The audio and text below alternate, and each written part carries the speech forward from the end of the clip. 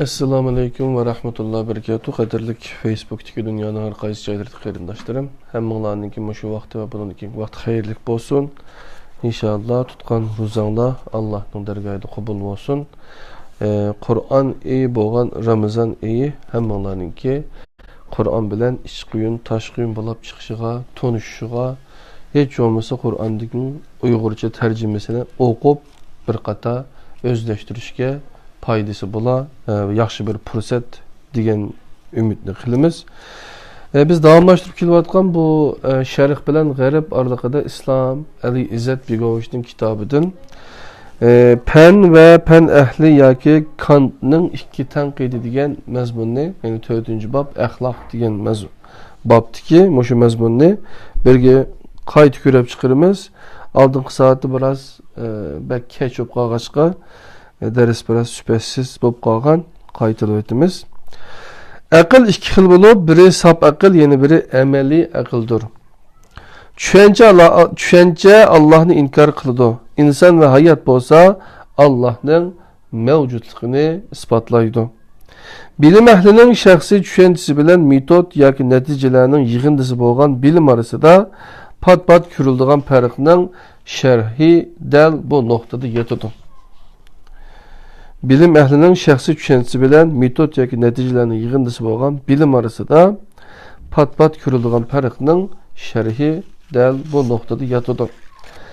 Pen əhli degan o'ylagan va ishongan har qanday narsaning cho'qim pen bo'lishi shart emas. Pen əhlining dunyo haqidagi umumiy ta'siratining faqat bir qismini penni tashkil qiladi.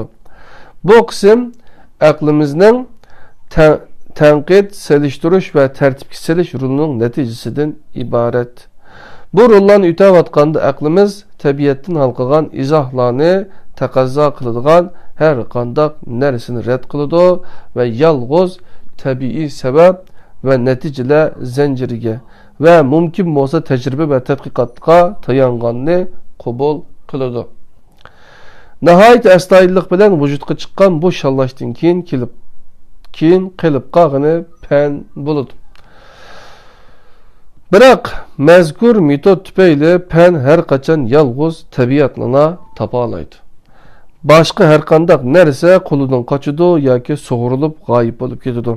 Penning chek-chegaralari dal yuqorqidek bo'ladi. Pen umuman bu chek-chegaralarda to'xtaydi. Pen ahli bo'lsa inson bo'lganlikdan yo'lini davomlashtirdi. Oppenheimer'ning atom bombası yasalayotganda Hind felsefesiga ehtiyoji yo'q edi. Balkim bombaning nimaga ishlatilishiga doir masalalarga kelganda bu falsafaga ehtiyoji tushishi mumkin edi.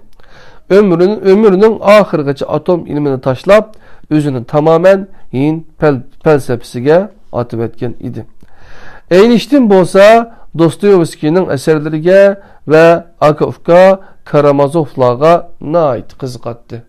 Bu mashhur Rus yozuvchisining asarining massi bilan energiya orasidagi munosabat, nur tezligi qatorliq temalar bilan hech qanday munosabati yo'qdi.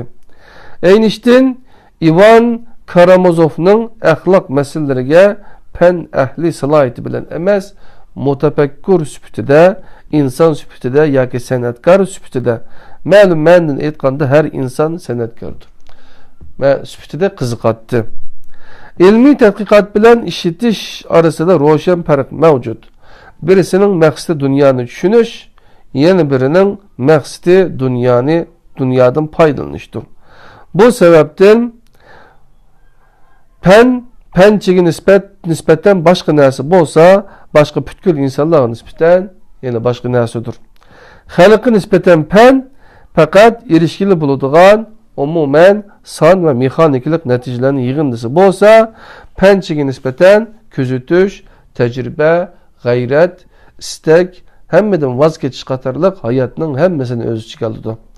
Hammadan muhimi penchilik nisbatan bilim, bayqash, kashf qilish xushalliqi, ya'ni axloqiy jihatdan eng cho'ng qimmatga ega cho'nqur tuyg'udir.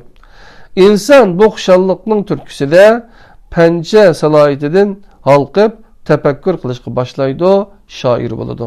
Shunda qilib bilim ahli o'zi uchun kashf qilib chiqqan narsa bilan butkul dunyo uchun kashf qilib chiqqan xususlar orasida kutilmagan farq o'ttirg'i chiqadi.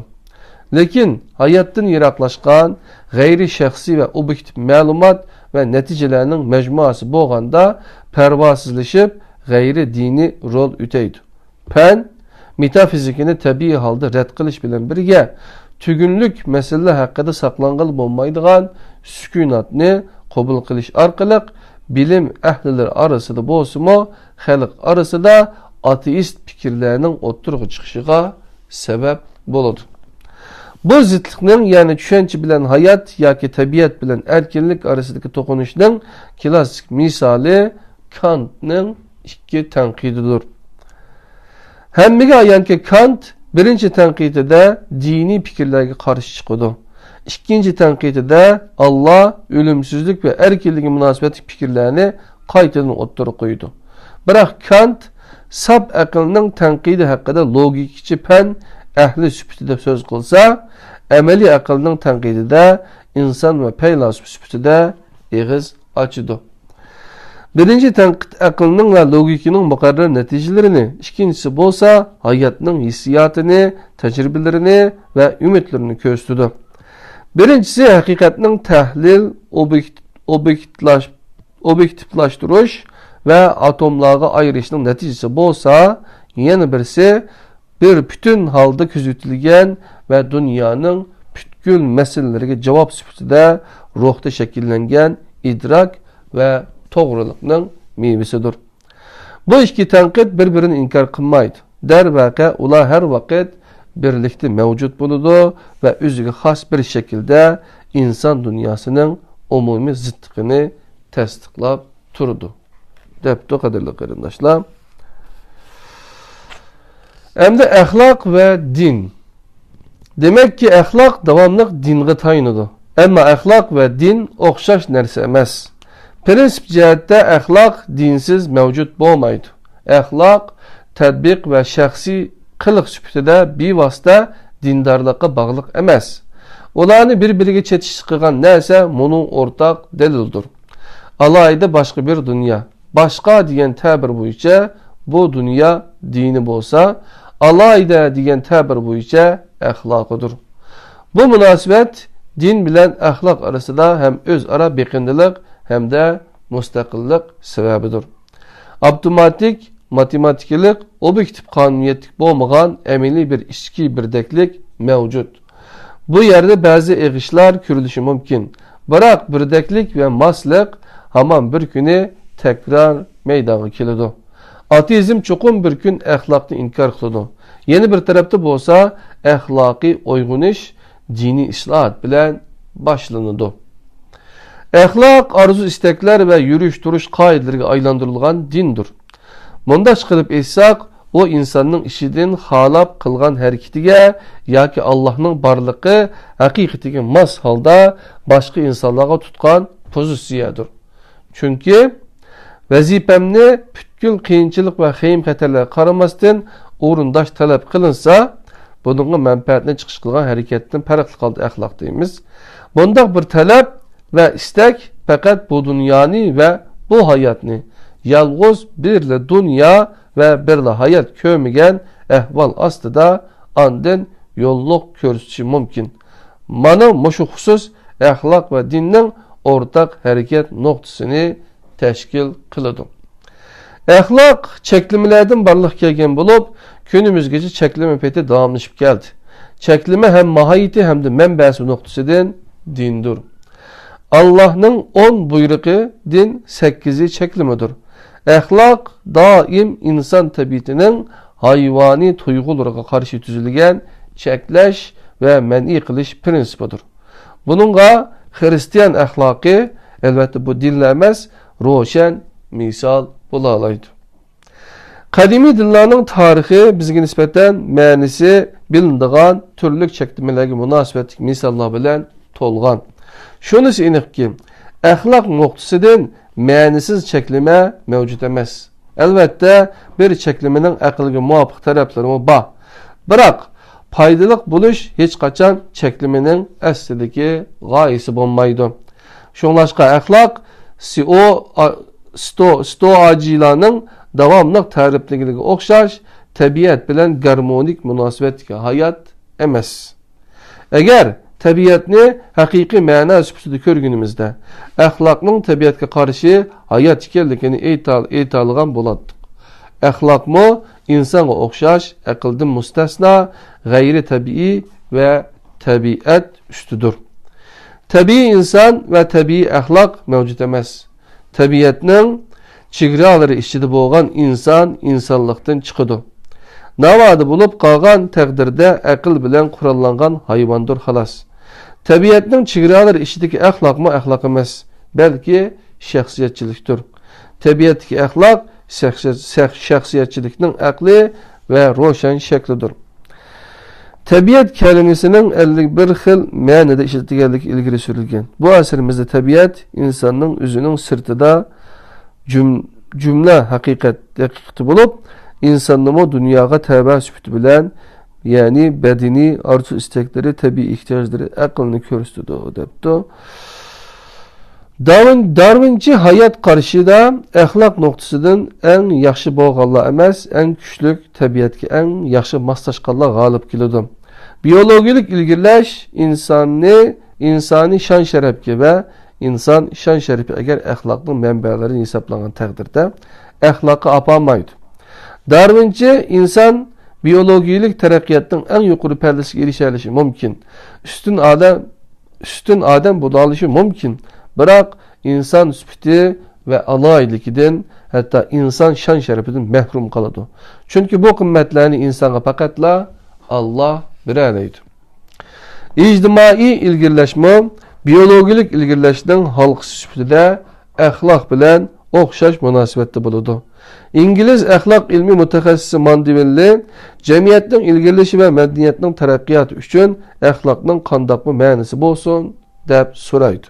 Ve bununla hiç kandak hatta ziyanlık dep cevap verdi.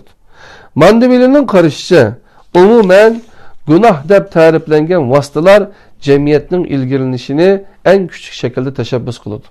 Dervaqa insanın terakkiyatını en az teşebbüs kılıdığan hususla ihtiyaçların davamlı köpeytip turguculadır.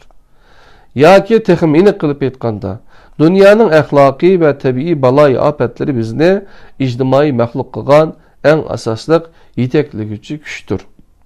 Mandeville cemiyet asasları hakkında tetkikat İngiliz mütefekkiri Bokul ahlak Bokul ahlak kaidelerinin istatik yani özgermez buluştek alaylıkiden hareket kılıp ahlakның insaniyetinin ilgirilişinin asıltıda kaldıkını ilgili sürgen idi.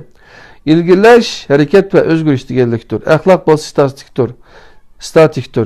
Henry Thomas Bokul Engilede medeniyetinin tarih. Bu arkalık rezillik dünyanın terakkiyatını hareketlendiren güçünün namayan bolğan şeklidir degen. Hegel'nin karışını seliştirip bakın. Depti o kadarlı qeyrindaşlar. Felsefe okugan qeyrindaşlarımız, cemiyetşünaslığını okugan qeyrindaşlarımız bu cevaplar izlensi oldu iken.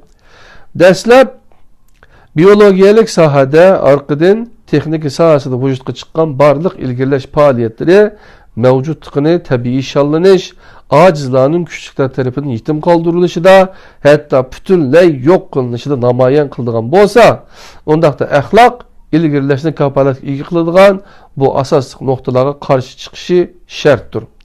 Ahlak her vakit acizlarının himayi kılınışı, merhametni, hürmetni başqışı kılıp etkanda acizlarının ve kabiliyeti az bolğanlarının mı bu dünyada mevcutluğunun devamlı işini teşebbüs kılıdı. Bu noktada ahlak ve tabiat birbiriga jang ilan kılıdı. Bu reallik her vakit muşundaq bulup kelgen. Vicdandan, merhametden, keçürümden insanların bu ruhi zulümlerden kutulun. Acizlarını devamlı besim aslı tutun. Cesetleri üstüde yukarı yamışın. Bu Nietzsche'nin gibiken kadarlı qeyrindaşlar. Bu yerde ahlakka jang ilan kılıngan. Acizlarını yok kılın ve acizlarını himaye kılın. Birbiriga zid tamamen iki istek ve taleptir. Biyologiya bilen manevi, zoologiya bilen insani, tabiat bilen kültür, fen bilen din del bu noktada ayrıldı. Biyologiyalik kanunlarını insanlar cemiyetiga nait ustunluk bilen tatbiqlayalıgan ve ahırgıca bu karışıda çıng turup qoğdap keleligen birden-bir mutafakkur Nitri idi. Nitzi. Eğer Nitzi'nin felsefesi Darwinizm'in felsefi devamı bolsa o vaxtda gittir ve onun nasyonalizmi her iki idinin siyasi tuğundusudur. Depti kadirli kıyındaşlar. Xulasa, söygü ve keşiriminin bütünley inkar ve red kılınışı, zulüm ve nefretinin yollu kılınışı, Nitzi'ye nispeten Hristiyan ve Hristiyan ahlakı yükselivatkan insaniyetin kuvvetlik vücuduga her kandak devirde silingan zehirlerinin en iyisidir. Platon hakiki ahlak düşüncesini mantıklı kaldı izahlagan. Adetteki kahramanlık korkunçaklıktan başka bir nes emez, halas. Adetteki müdütlülük ve soğukkanlık fakat lezzet işide yaşaş üçün yuşurun arzunun ibaret. Bu koldaki fazilet fakat soğudu karakterini alıdığan bulup faziletinin sayısı kullarının faziletidir. Hakiki ahlaklı kişinin birli arzusu bulup bedenden uzak durup manevilike yakın buluştur. Beden ruhunun mazırıdır. Ruh bu dünyada kat'i nişanı yetelmeydi. Hakiki marifet fakat ölümden keyin vücutga çıkıdı. Şuna hakiki ahlaklı kişi kat'i ölümden korkmaydı.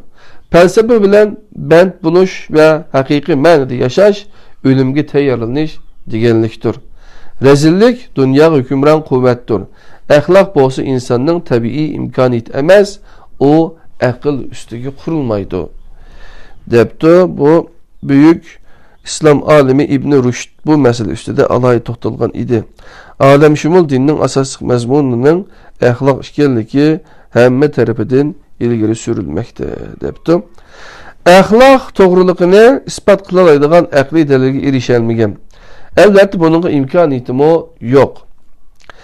Platon antropologiyalik, yani insonshunoslik dalillarni ishlatishning o'rniga metafizikalik dalillardan madad kutishga majbur bo'lgan bo'lib, oxirgi hisobda teologiyalik, yani ilohiyat asosga tayangan axloqning boshlamchisi bo'lib qolgan edi. Bu muqarrar shundoq bo'ladi. Hammaga ayonki, Platon o'zidan ilgirki mavjudotlar ustida to'xtaladi. Buning uchun bo'lganda har qanday bilim xotirlanishdan iborat xolos. Bu va buningga o'xshash aqida ve ideyaning to'liqlaydigan qismi yoki zurur sharti o'limsizlikka ishonishdir. Debdi qadrli qarindoshlar. Platonning axloq haqidagi tafakkuri uni bevosita din markazlik tafakkur qilishga turtki bo'lgan edi. Platon'u Hristiyan deb o'ylab qolgan debdi Pierre Abelard. Yani bu 11-12 asırda yaşayan kişi ekan. Bu yo'nalishdagi tafakkur qadimiy davrining boshqa ikki buyuk axloqshunosi Epiktet ve Seneca'ni muayyan bir dinga Hristiyanlıqqa yuzlantirgan. Epiktetning yushurun Hristiyan bo'lganligiga doir qoyil qilarlik dalillar mavjud. Seneca'ning bo'lsa Aziz Paul bilan xat yozishganligi bilinmoqda debdi qadrli qarindoshlar. Hristiyanlık yüksek din, yani religion bilen yüksek ahlak arasında mükemmel garmonik münasebet, güçlük rişte ve güçlük birlik bağlılığını körüstüdüğün misallar bilen tolgan. Tamamen Hristiyanlıktan ilham ağan, marifet uygunuş devrdeki sennetler bununla misal bulalaydı. Tarihi noktada nazar selinganida ahlak düşüncesi en kadimi bo'lgan insan düşüncelerinden biri süpütüde oturga çıkıdı. Bunundan ilgilikiler yalğız ilah hakkındaki düşünceler bulup, ama insanga o'xshashla kadimi hesaplanıdı. Bu iki düşünce kadimden günümüzgacha bir-biriga en güçlük şekilde bağlanıp kelgan. Tarixda asasen degudek dinga bo'lgan qarashini ya ahlak prinsipini barpo qilishda dinni kam bo'lsa bo'lmaydigan qoyil qilarlik darajada isbotlab bergan yoki buning ta'tirisini isbotlab beradigan birer axloqshunos o'tgan emas. Axloq tarixi diniy va axloqiy tushunchalar bir-biriga giralishib ketgan voqea hadise ve hikayelerden teşkil tapkan. Mezkur mesele hakkında statistikisini delil süpütüde kubul kılmagan takdirdimi? Dindar ahlakşunaslarının tesirinin intayın küçüklükünü, dinsizlerin bolsa asasen tügüdek tesirinin yokluğunu asalla kürvağılı buludu. Fransiya, Angliya, Amerika, Germaniya ve İtalya 19. ve 20. əsrlərdə layık, yani dindin hali ve ahlakının dindin müstakil işgalligini teşebbüs kılgan qaraşlarını küçəb təkidləyən ahlaki hareketler Anglo-Sakson dünyası da mesela Societies for Ethical Societies Settlements Ethical Culture qatarlıq namlar bilan oturğa çıqqan.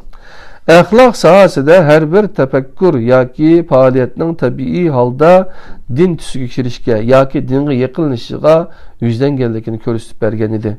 Fransiyada din dersleri o'rniga atalmış ahlak dersleri dersitilgan.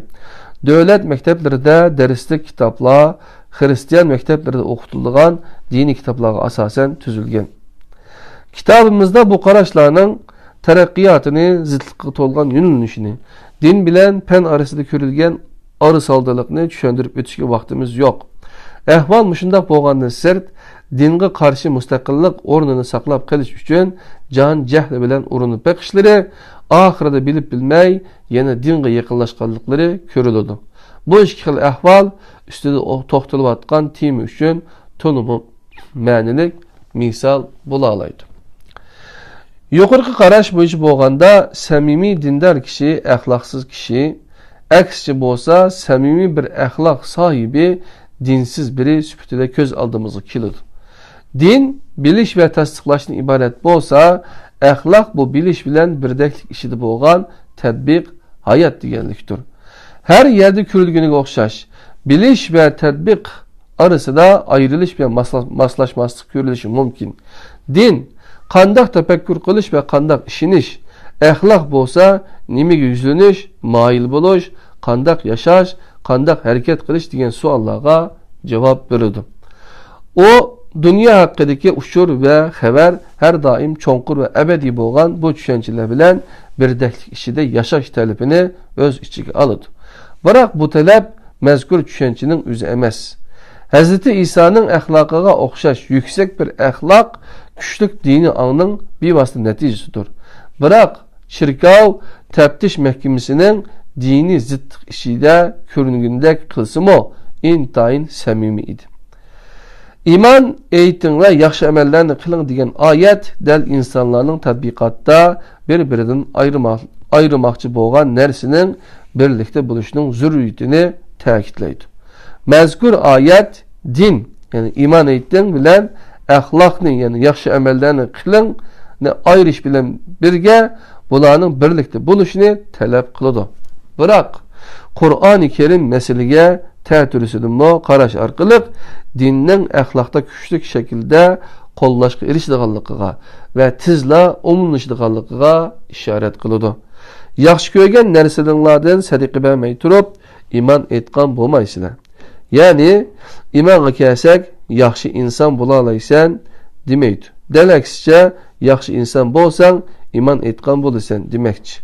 Qandaq imonga kelaman, imonimni qandaq qilib kuchlantirman degan savolning javobi mundaq: yaxshilik qilgan, axloqni tafakkur yo'li bilan tepishdan bekrak, yaxshilik qilish orqali tepish texmi oson debdi qadrli qarindoshlar.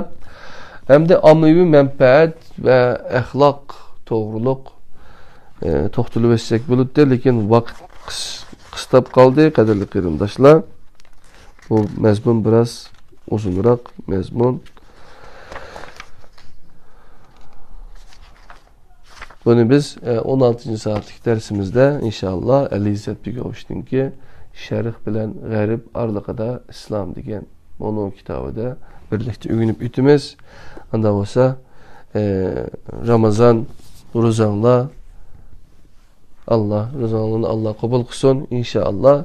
Bu rozumuz bizden ahlakı koygan düşüncemizni yani ahlakımızda texmo yukarı götürüşke bir yaxshi vasila bo'lg'usi. İnşallah Peygamber Aleyhisselam'dan mı soraptı eken, yani Ayşe annemizden soraptı eken, Peygamber Aleyhisselam'ın ahlakı qandaq idi dese, sizler Kur'an okumamsızlar.